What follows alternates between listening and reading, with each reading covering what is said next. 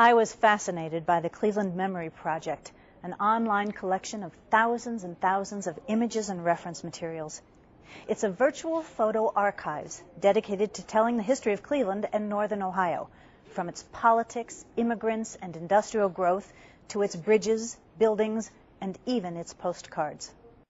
The Cleveland State University Library Special Collections has been here in various forms over the years as scattered collections we had in various storage places. But it was all brought together in 2000 when we built a wall and created a reading room and centralized everything here. We had already had the Cleveland Press collection, which is the editorial library of the old Cleveland Press. And when that went out of business in 1982, they donated the Morgue editorial library to us, and that really became the most popular collection we have. And lots of people come in, the authors and students and just people doing family history research. There's 500,000 photos in the collection, and we have 19,000 photos in Cleveland Memory. So I'd say about 1% of the press collection photo is online.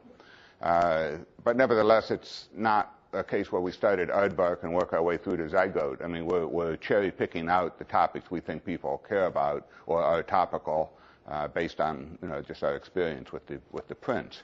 So as a consequence, we'll put up a lot of photos on things like downtown shopping at Christmas time and Mr. Jingling, the East Ohio Gas Company explosion, various sports-related topics. The burning of the Cuyahoga River, the Cuyahoga River fire, just a lot of topics like that that we know will be sought after by people.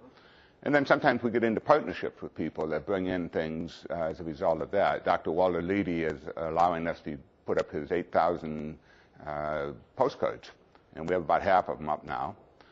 We have cooperative programs with the Lakewood Historical Society, the Berea Historical Society, Cuyahoga County Engineer's Office, just different people who have allowed us to come in and digitize photos.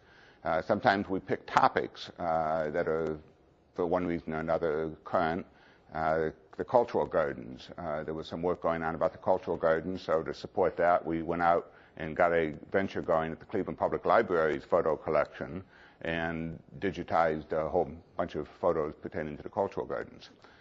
We also like to go back and find things that have been done in the past that are hard for people to find anymore in print form, and then digitize those and put them up on the web to kind of give a new currency to things that are still of value but rare and hard to come along. One of the beauties of the web is that it's allowed us to be able to go into what they call the long tail, which is all those things with low density of users.